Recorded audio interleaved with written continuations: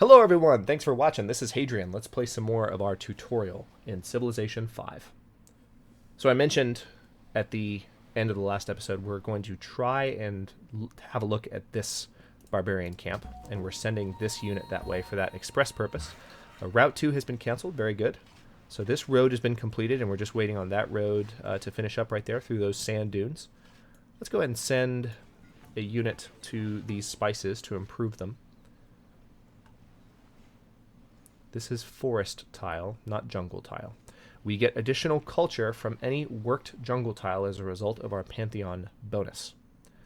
So that's helping us gain more social policies sooner. But we can work with this jungle tile. We can cut it down if we need to, if we would prefer the silk bonuses here. So I'm going to be a bit more liberal in how many of these resources I improve compared to, say, these spice resources that I've left alone because I value their cultural benefits. All right, so Ravenna has 3 citizens. I know that. Influence with Singapore has almost decayed to the point where we're no longer friends. So we'll need to fix that fairly soon.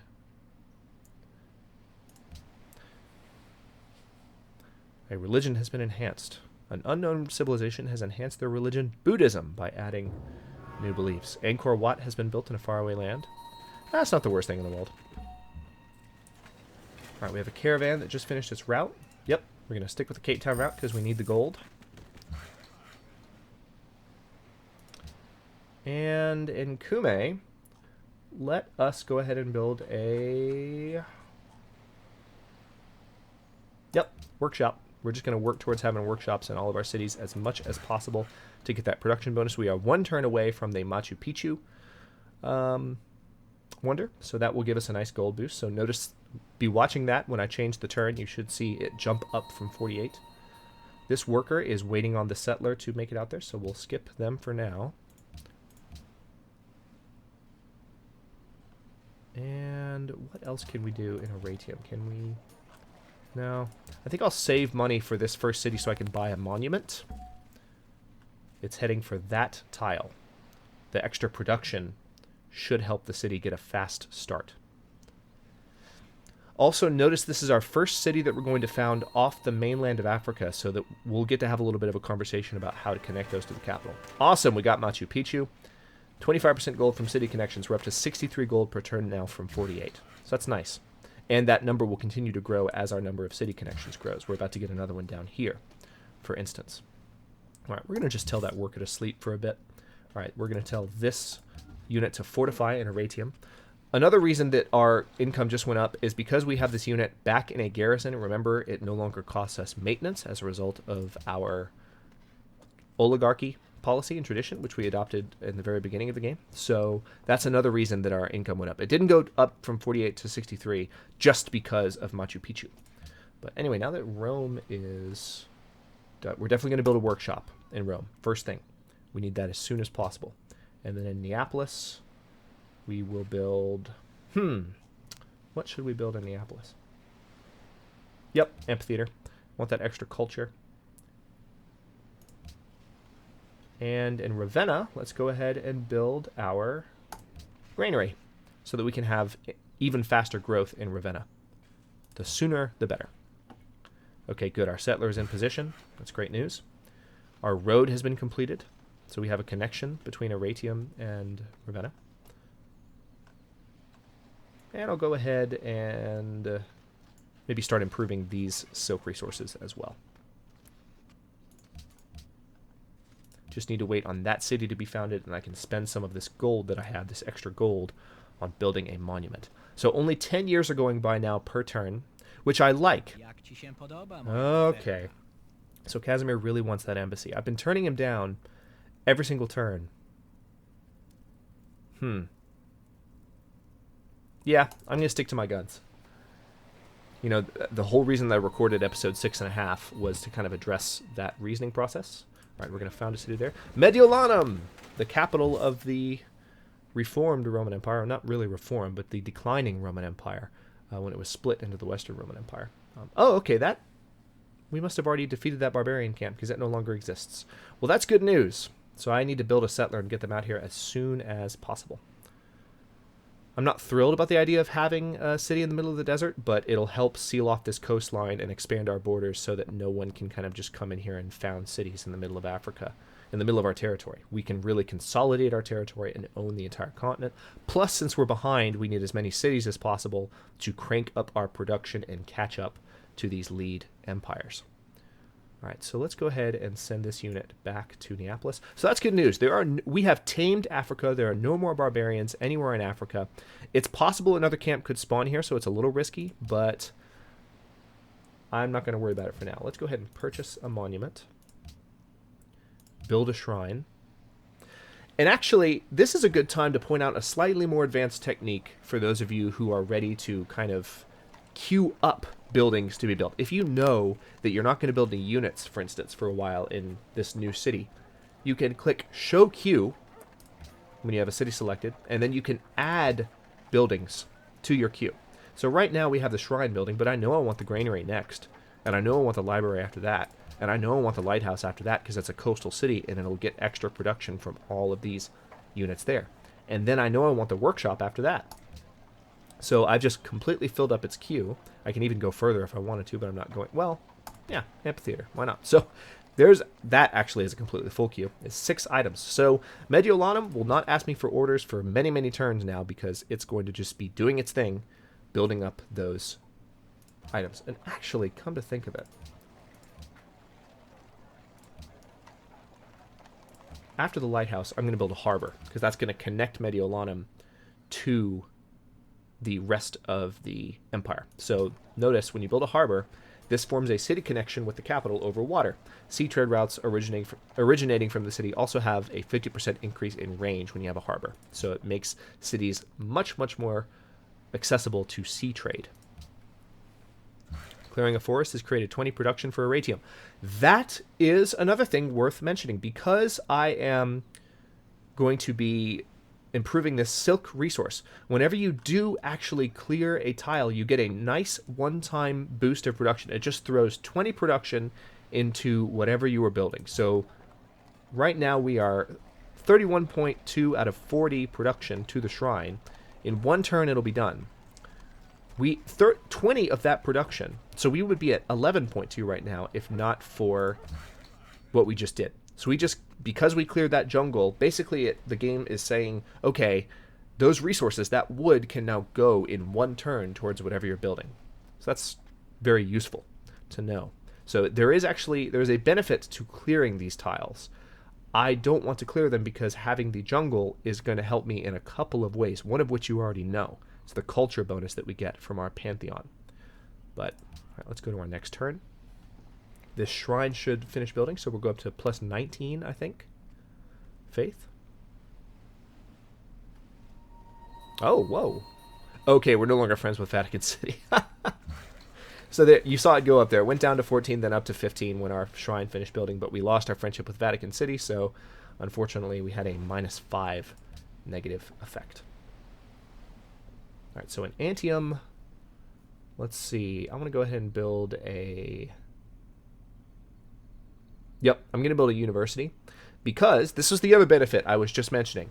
+2 science from jungle tiles worked by this city. So this will help us build up technology faster to catch up with some of these other empires. So we're going to have jungles, we're going to have universities in all of our cities, but particularly in Kume, which is surrounded by jungle. You're going to have a nice technological bonus because of that. So Aratium, we need to go ahead and build our granary. Let's go ahead and queue some stuff up in Aratium as well. So, library next, then lighthouse, then harbor. Yeah. And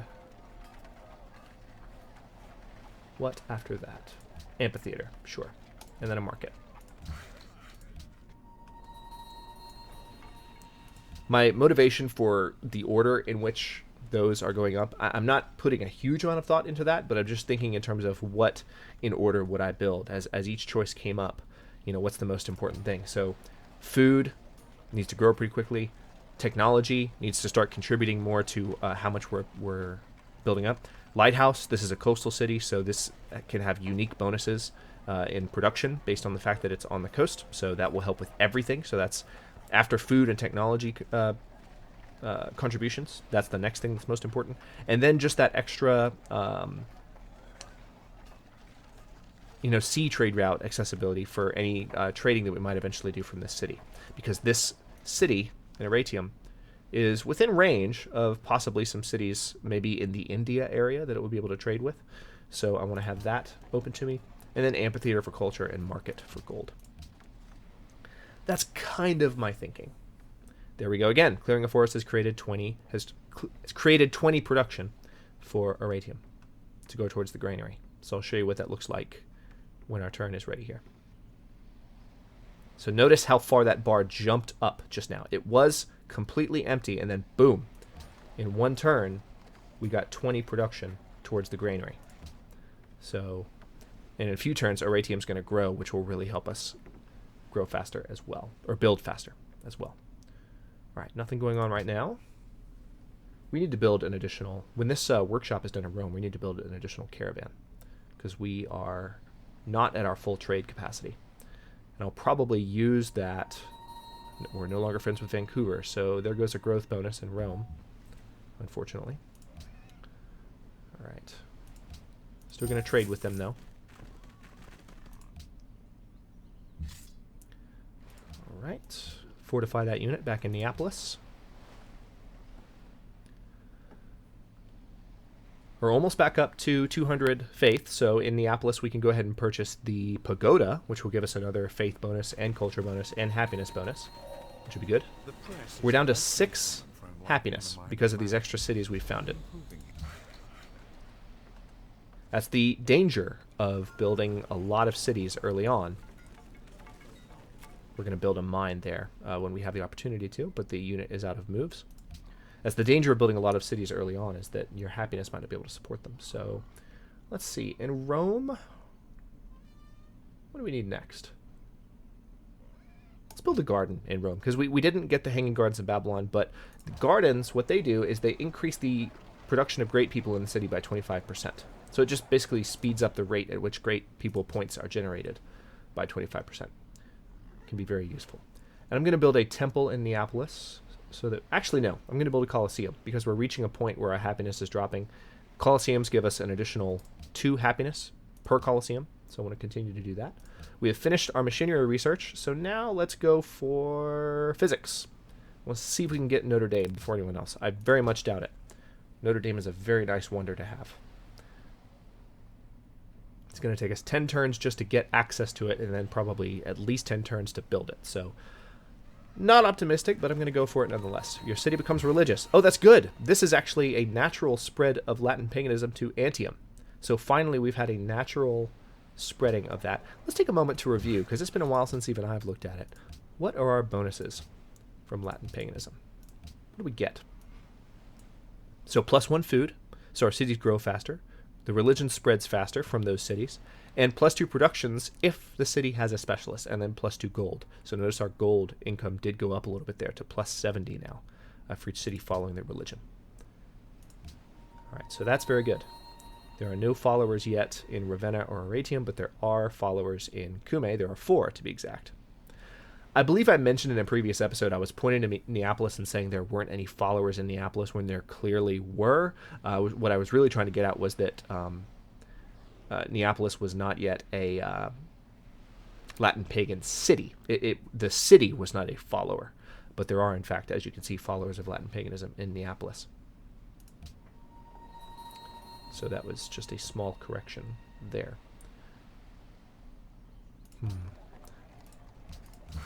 Actually, I've got some gold here that I can probably use to get some influence with Vancouver. So we're now friends with Vancouver again. Got a nice growth bonus in Rome. Notice now it was saying that it was going to take about 30 turns to grow Rome to 9 citizens. Now it's only going to take 19. All right. And, oh yes, we have this unit not doing anything here. We're going to... They were sleeping, so I completely forgot about that. So we're going to have this worker start to build on this salt mine here, and then we'll have them improve some of these tiles around Mediolanum to help the city grow. Build a mine there, and... Can we buy that tile? Yes, we can.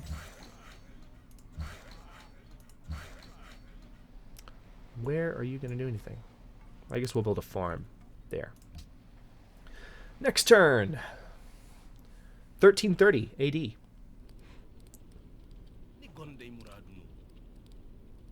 Okay, so Askia is offering to open his borders to us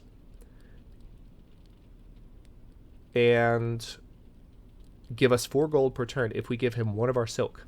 I will take that offer.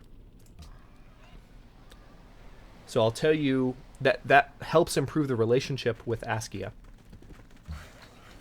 first of all, but also that will help us with the possibility of a cultural victory. I can at least show you from a tutorial perspective what it looks like to use open borders to your advantage. Not just yet, but just remember that we did that. On that note, let's see. I'm trying to remember. There is actually a way. It's not in victory progress.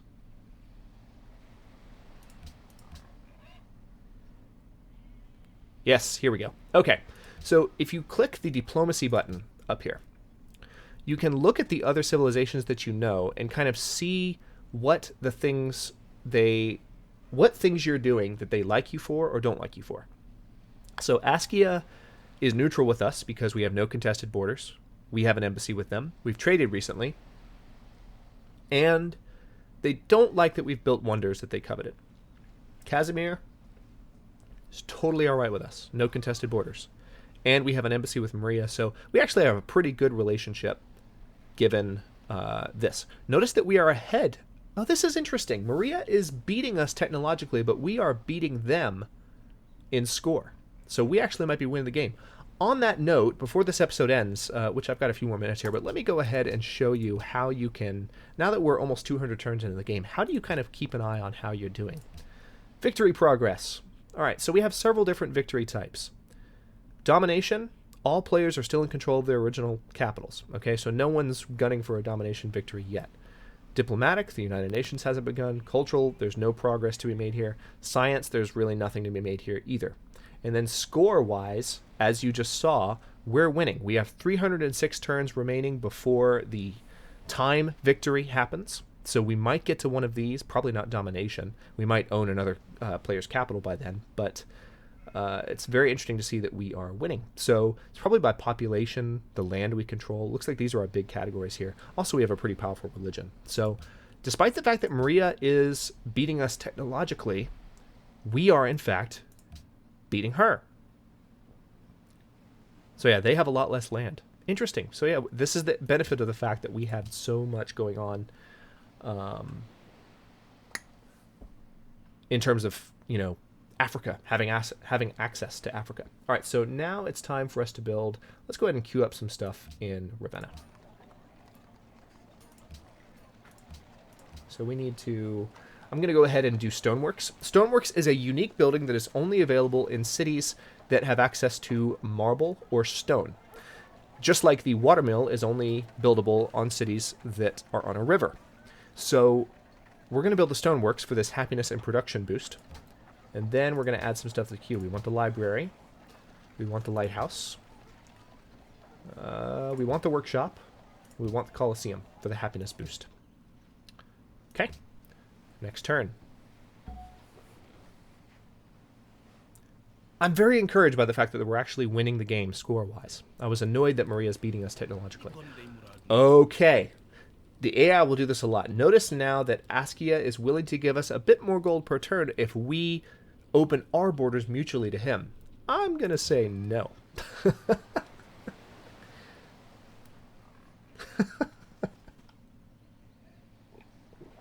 May purchase with faith. Excellent.